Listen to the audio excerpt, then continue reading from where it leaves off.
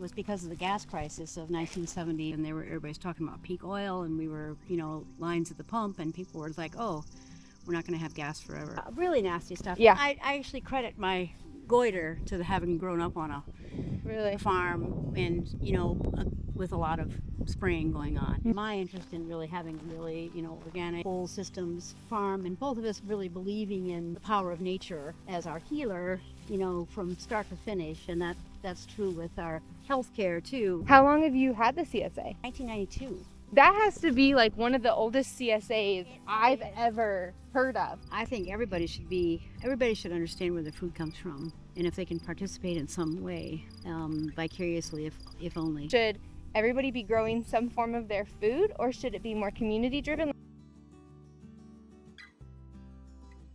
So you are Julie. I am. And this is Many Hands Organics Farm. Many Hands Organic Farm. Many Hands Organic Farm. Okay. Yeah. And you've got kind of like the trifecta going on here. You've got fruit, you got vegetables, and you got animals. Right. And we are currently in your orchard. One of our orchards. One of your orchards. So what is in this orchard? Well, we picked it at almost the most glorious time of the year. Maybe last week was more glorious because all these apples were completely in bloom. Yes, they're flowering. They're they're working their way toward apples now. So we have about 30 trees over here, mostly apples on this side, some peaches, and then over on our other orchard, another, I think 50 or so apples that are, trees. More pears, plums, peaches, some pawpaws. Do you plant these trees? Yeah. So we moved here. We bought the land in 1980, and we moved here in 82 and built the house. And it was just a hayfield. So all the improvements here are all things that we put in. And you said kind of off camera that your goal here is to be very ecological. Your house has passive solar. You want your systems to work together. What drove you to want to do things in that way? Well, it's interesting. Jack will say that it was because of the gas crisis of 1973 and 73 and 7. I can't remember the other ones. There were a couple really bad gas crises, and everybody's talking about peak oil, and we were, lines at the pump, and people were like, oh, we're not going to have gas forever. So when we built our house in 1982, it was when Carter had put in in 76, he put in some solar, incentives for people to build ecologically, not ecologically, but using less fossil fuels, etc. And so those were in place, and they were in place for a while. And I think when Reagan came in, he eventually took them out. But when we built our house, we were able to save money by getting money back for intelligent design. And at that point, there were a lot of folks in Colorado and all around who were writing really good books on the topic. So Jack read all those books, and he designed the house, and he was in charge of that whole piece, and I helped him build it, but he was really in charge of that. I was the farmer. I grew up on a farm,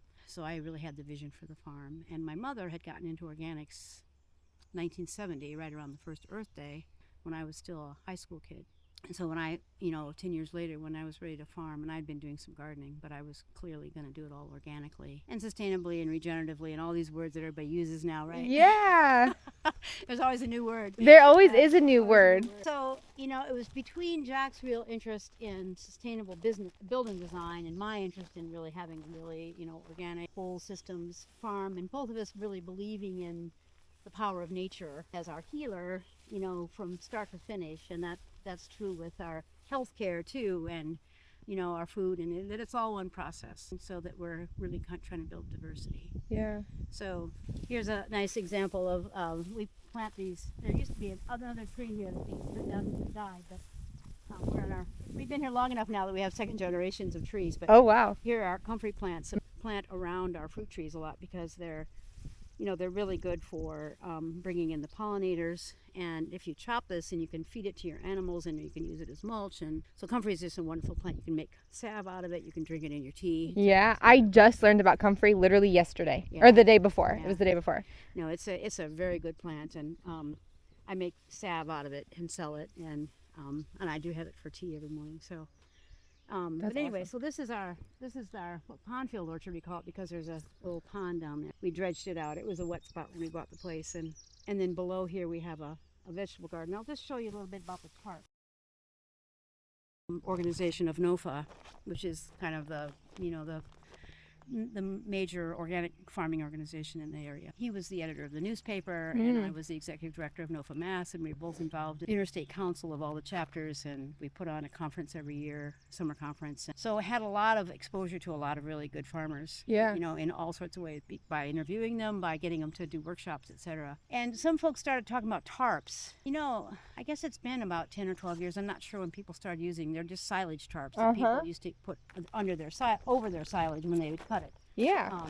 And using them for preparing the soil. So this way you can put them down in the spring, and the hotter it gets, the quicker the job will be done. Just kind of the greenery, you can see these lumps here, where it grows up under here, but then it gets too hot and it kind of implodes, really dies down in a really wonderful way. And so you have what's left on the surface is, you know, a lot of worm castings and a lot of really nice soil underneath. So when they're done, here, we had a lot of mulch here last year, but you can see this I is saw a all, worm right there already. yeah, it's full of worms. Really easy to plant in here.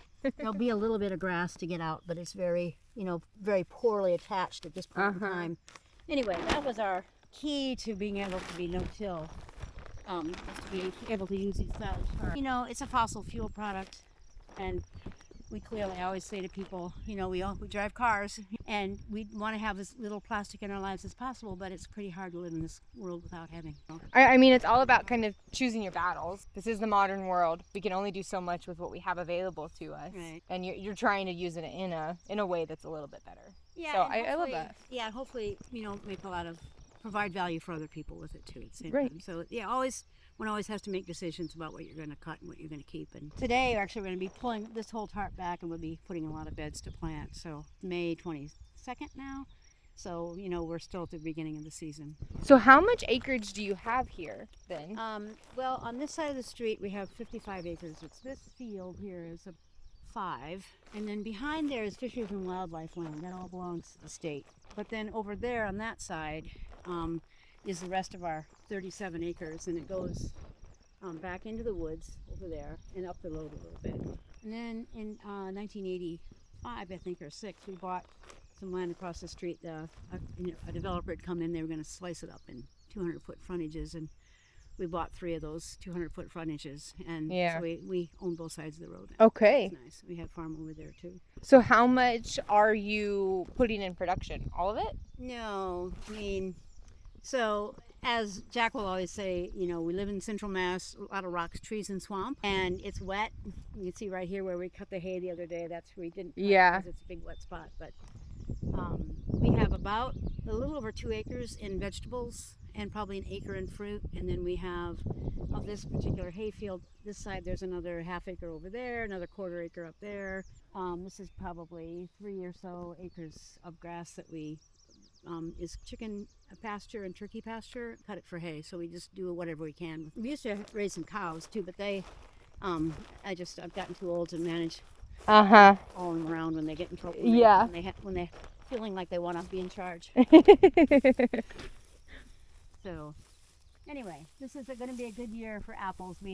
Last year we had a terrible problem with we had bad frost on May 17th, and you see these little guys are just little apples are forming on the bases of all these little flowers. So we got thousands of apples here.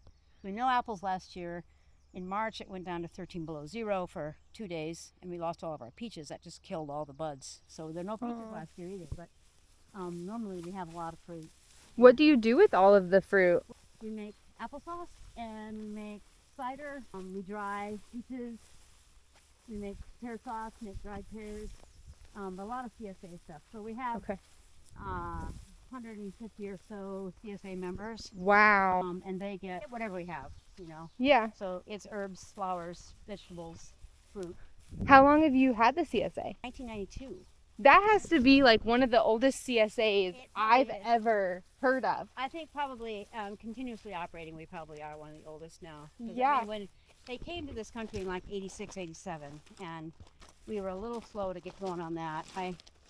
You have to really be able to raise a lot of crops. Yeah. And have a real superior organization skills in order to manage all those people and have food. But anyway, so we got into it in 1992. We also didn't have any place to keep our stuff, and so we built that barn over there in 1992. We built the house in 82, and we put a walk-in cooler in it. So there's the barn. You can see that Okay. there. Oh, that big barn right there. I didn't see that before. So that was part of the process with all that. As you're talking about this and how long you've been doing these things, it just makes me think that I'm 28, 29. I think I'm 29. I don't know how old I am. I always say I'm going to be 27 forever. And these terms are coming up: regenerative, organic. And I knew organic farmers growing up, but they were organic corn farmers, right? Like they just weren't spraying glyphosate on their field. Right. Now, granted, I grew up in the Midwest. Yeah, I did too. But before glyphosate era, I grew up in the what was this stuff called? Terrible stuff.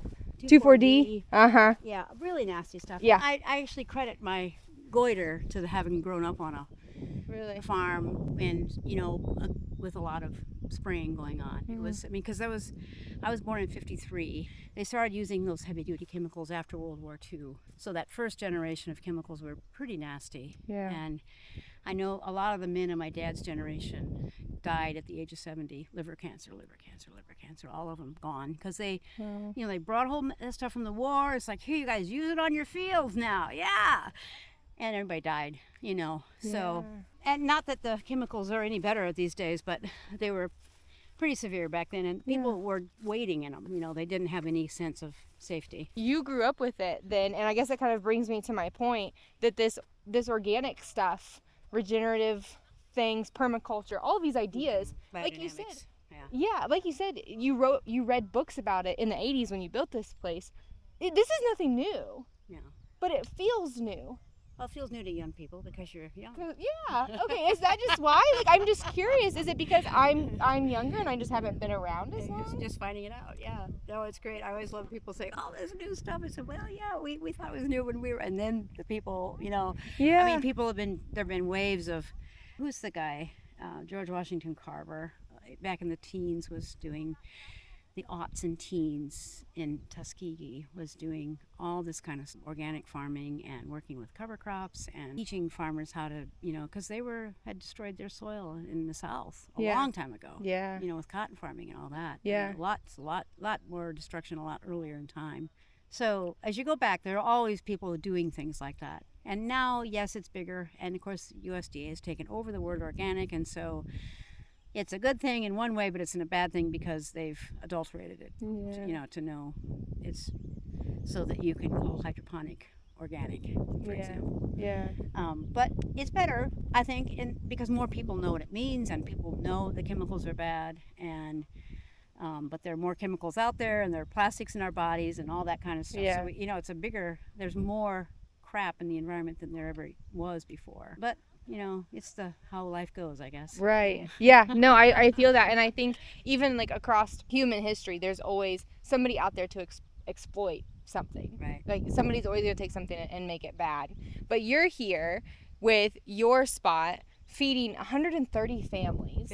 150 families. And you're called Many Hands because you've got workers out here. Has that always been a staple? Well, it's getting more and more that way. I mean, we started out with us and our 4 kids. That's why we named it that way. But then we started taking on apprentices and local kids to help, back in the 80s, early 90s. And then started taking on working shareholders. And now we work with a institution in town for boys that are, been taken out of their homes for abuse problems. We had a school group here yesterday, 5 kids. We had 15 kids last week from another school group in Lexington. So we invite lots of people to come. Yeah. I'm a community organizer by trade. I like lots of people around. I like to keep them busy. Some people we pay, some people get food, some people are just like trying to get their lives together. I had a kid last weekend who was trying to get his community service so he could graduate, so he came and worked for the weekend. And there are a lot of people who can really benefit from what a farm offers. Yeah. And so it's an easy sell. We weed and then we mulch our crops. So this is kale that we got some mulching on. So when I came up before we started rolling the camera, you guys are hoeing the rows. Chinese cabbage, yeah. And you're going to put mulch down, your hay mulch down on that? We won't on the Chinese cabbage. 'Cause Okay. It's a quick crop. Oh, okay. But the okay. kale will be here all season, so that'll be Gotcha. mulched and put in for it. It all depends on what the crop is. So we've had a farmer who does heavy mulching, and he has like a no weed garden, like the roof stout method. How much cover do you put down on? How much mulch do you put down on there so that you don't get weeds, or do you get weeds occasionally? Well, we do get weeds, yeah. Okay. But you know, as thick as I can get people to do it, I'm always like more mulch, more mulch, and how much, depending on how much we have to, but enough to block it, and enough to, and not only does it block the weeds, but more importantly, it feeds the soil and it keeps the earthworms happy. They like to work in the dark. Yeah. So they're doing their thing, and then you just find it just additions the soil in a really fine way. So our organic matter out here is somewhere between 9 and 12. Wow. And this was a hayfield before. Yeah, it was a hayfield, and it was 5. Organic matter 5 when we turned it under, but and that was after the way people do hay in this part of Central Mass anyways. It's not really economical. I mean, if you grow up in the Midwest like you and I did, people are seeing farming as a viable way to make a living, and here it's like it's not worth it for people to fertilize their hayfields, so they just cut it, and then this oftentimes the hayfields get really spent. So anyway, that was the situation with this. But wow, okay.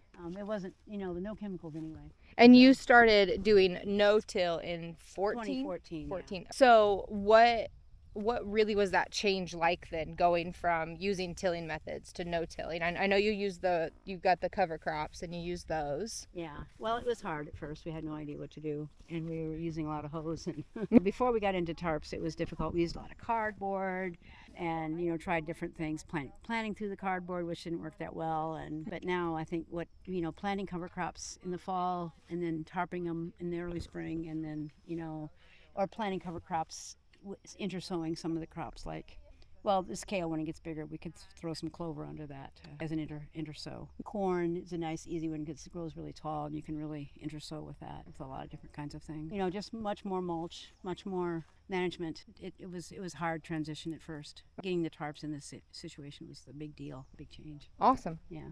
These hoop houses that are there's no heat in them at all. We had greens in here. It's kind of transitioning over, and you see there's a row down the middle. There'll be cucumbers and melons in this house for the summer. Okay. You use leaf mulch in here? Well, in here we did, yeah. We harvest a lot of leaves off the road, a lot of oaks on our road, and mostly we use leaves where they aren't going to blow away. So that's where they go. Yeah. One of the places. That's a really good idea. I love that you're using multiple things for a lot cover. of wood chips too. So A lot of wood chips. yeah, we get those from the town. These are our peas we went through last fall and just really hoed these trellises. We like to keep permanent, but they always grow back to grass and bindweed and things like that. So we came through and did a really nice hoeing, and then adding tremendous number of wood chips here. And Okay. so it's still kind of clean, and we're able to mow in the middle of it, and then so you have a nice, you have that mycorrhizal fungi. Whenever possible, it's nice to have perennial systems available so that your microbes can stay alive all winter. That's important. They can't, big masses of annual crops with nothing there, then they die. And it takes them a long time to reestablish. Trying to think about all those things at once when we're planting. Right. Is that, I mean, you've been doing this for a long time, but does that ever get like overwhelming? I feel like it's probably more overwhelming for people just starting, where they're like, oh my gosh, I have to think about all of these things before I do anything.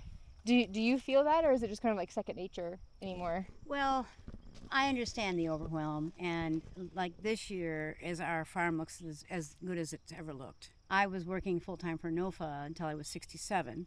Okay. And so I was also farming, and that was hard. But for the last 4 years, I've been able to, it's like, this is my first priority. Okay. I said, I have to retire before I get too old and don't want to farm anymore, right? Yeah. So it's gotten easier. It takes a lot of, there's a thing that one of our music teachers told our kids, is 7 P's of it's called proper prior planning prevents piss poor performance. Yes, I've heard that Remember before. that one? Yeah. So, but it's all about really planning, and then I think actualizing your plans. And so one of the things we've been trying to really focus on this year. For example, over here, this field presently is where it needs to be completely. So Monday, we went through and, well, first of all, we made these beds for these onions. These are onion sets. And then when we made the beds, we just put out sticks and strings, 2-foot pathway, 4-foot bed, 2-foot pathway, 4-foot bed. And then we mulched the pathways, because mulching is one of those jobs that's not very much fun, dirty, whatever, dusty, you know. So we mulched the pathways first, and then we planted the onions. And then as soon as the onions, you know, a little bit after the onions got up, we were able to weed them and then mulch in between them. And so now that crop is done, it's set aside. Yeah. These are going to be harvested for early green onions. We have over there some tiny ones you can't see, but those are the summer onions, and they'll be harvested in the fall.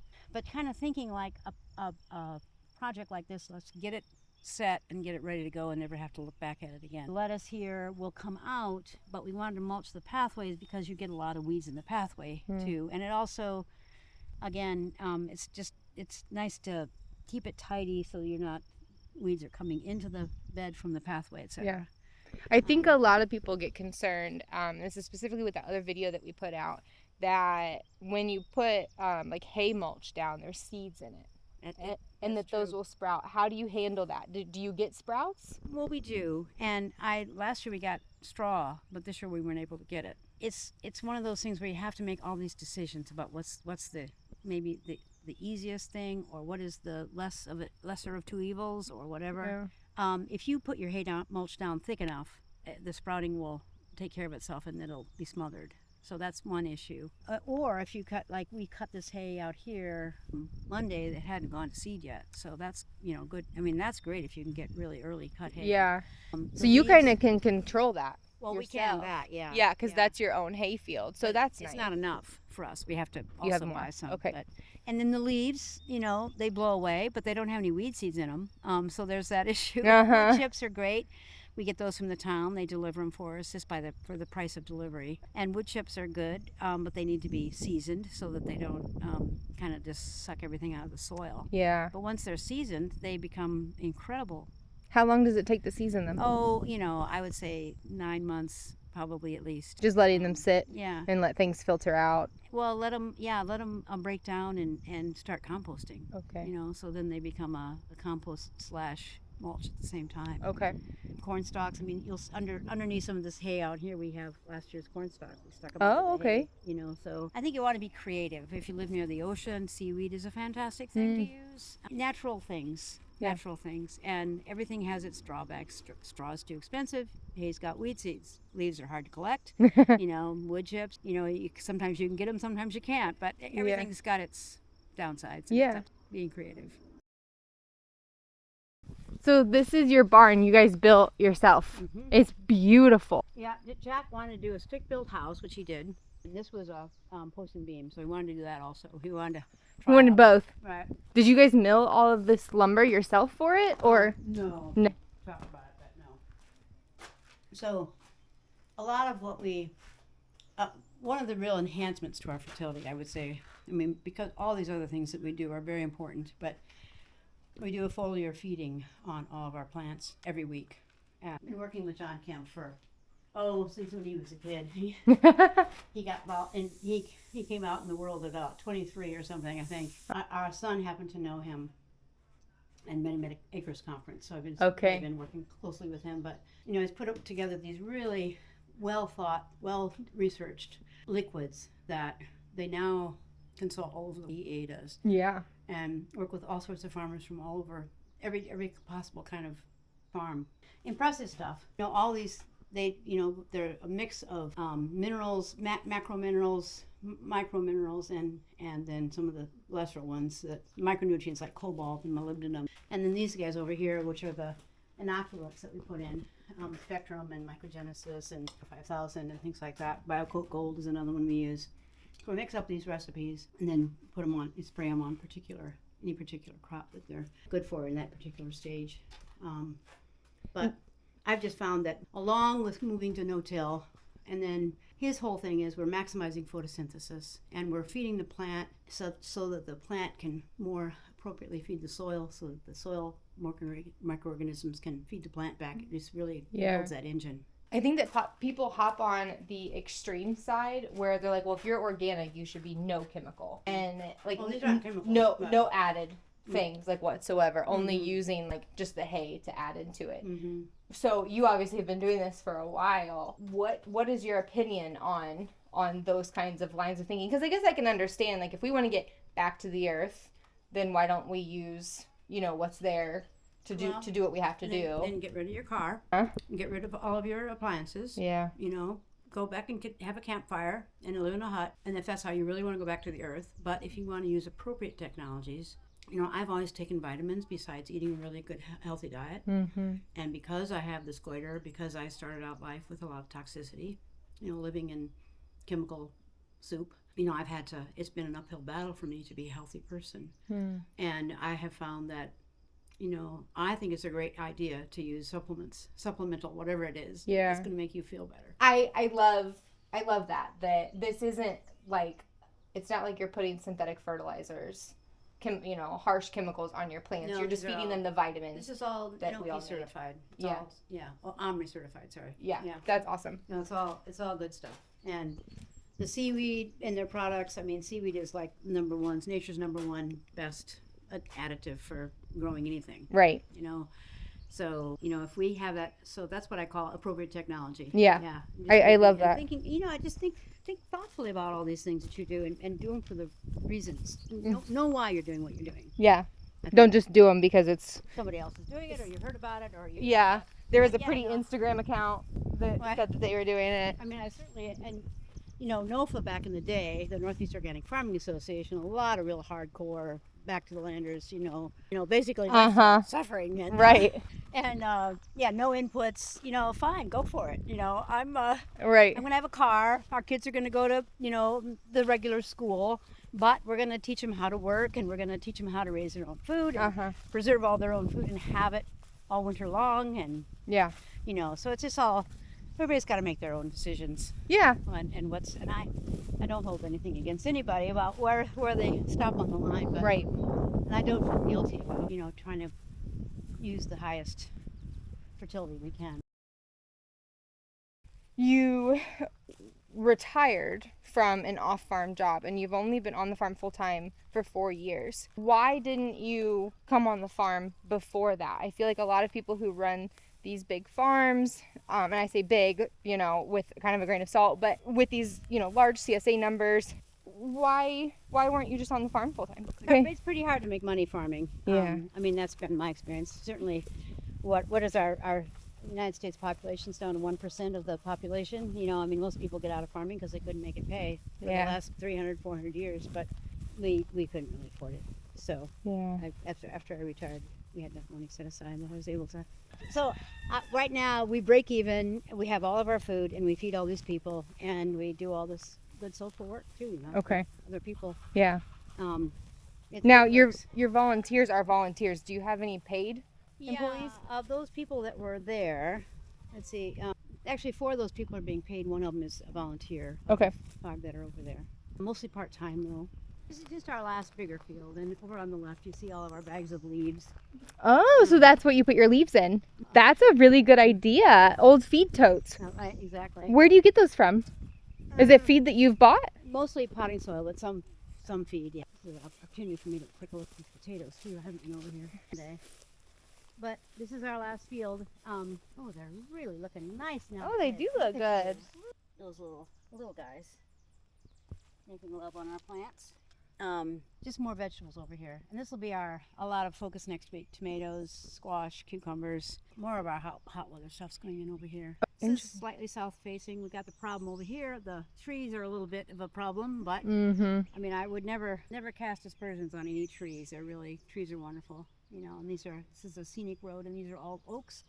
And that's where we get all our leaves. So yeah, they're great, but it's a little shady in the morning. You know, this is our west field, our last field. Yeah. You said something earlier that really kind of re-triggered something that I've thought for a little while. If for the last 400 years, you said, people get out of farming because they can't make it work, like they can't afford to do it. I'm curious what your opinion is. are we supposed to make farming a living? I mean, everybody needs to eat, right? So should everybody be growing some form of their food, or should it be more community driven? Like you said, you're feeding people, you're bringing community together, you like being around people. What do you think about that little thought? Well, I think everybody needs to do what they are best suited for in this world. And I think a lot of people were farming back in the day because there weren't a whole lot of job opportunities, right? Right. Yeah. And then when the Industrial Revolution came, I don't think any of those people enjoyed, working in a factory for 12 hours a day, and having their arms and legs cut off and they're losing their hearing and all the other things that happen from working around these terrible, terrible working conditions. I think that we're all human beings are definitely land-based mammals, and it's good for us to be in the soil and the sunshine and all that. And it's nice if I'm lucky because I come from farmers pretty much on both sides for as far back as I can remember, really. So it's just pretty much in my blood. Yeah. I was really lucky that I was able to get back into it, and that Jack was willing, and he was a suburban boy, but he was willing to make it happen again. So I think everybody should understand where their food comes from, and if they can participate in some way, vicariously, if only. I put out a newsletter every week, and it goes out to about 1,700 people, I think now. Wow. And I think maybe 900 of them read it every week. But yeah, it's a lot of people. But I'll write about something, and then if I spark a chord, I'll get a lot of responses back from people. Yeah, I love that. I'll have to sign up for your newsletter. I love reading email newsletters. Like, that's probably one of my favorite things. I try not to be on the internet too much. I mean, I know I have a YouTube channel, and so my face is a lot of places, but for my own personal well-being, the email newsletters, I can control what's coming in, I can read. And so I'll have to sign up for that. It comes out every Monday morning at 6 a.m. People can sign up for it at mhof.net website. Sure. We'll put all of your links in the description. So, Julie, thank you so much for having me out here and talking with me and sharing your story, but also your farm. It's absolutely beautiful. I love it. I love it here. And your dogs love it too. It's playtime. Did you guys want to be in the last of the film? They did. Like I said, though, all of your links, your website, email, newsletter, if you want to buy from you, all of that will be in the description below, so they can check that out. You guys are going to knock me over. But again, thank you for having me out. I really appreciate it. Yeah, my pleasure too. Yeah, thanks. Yeah, great. So this farm is beautiful. I think that it just adds to the fact that you can diversify. We didn't get into it, but like she mentioned, they did a lot of things and they pulled back some things. Maybe things are too hard, or they didn't align, or their goals changed. And they've kept doing the things that they like to do, what they like to have. And I just really appreciate Julie's ethic here, her vision, her morals, and all of the things that she's doing here with her community. The oldest CSA probably known in the U.S. I mean, her CSA is older than me. Like, let's be honest. That is so cool. I just loved everything about this place, this tour. I hope you did too. We've got still some more farms to see here in Connecticut, so stick along with us. Also, don't forget that we do have our Facebook group. It's open. It's Breaking New Roots group on Facebook. We just want to keep adding this conversation, keep talking, keep connecting, adding to our community, and staying up to date with you guys and the farmers that we see. So come invite yourself to that group, join us, and we will see you next time.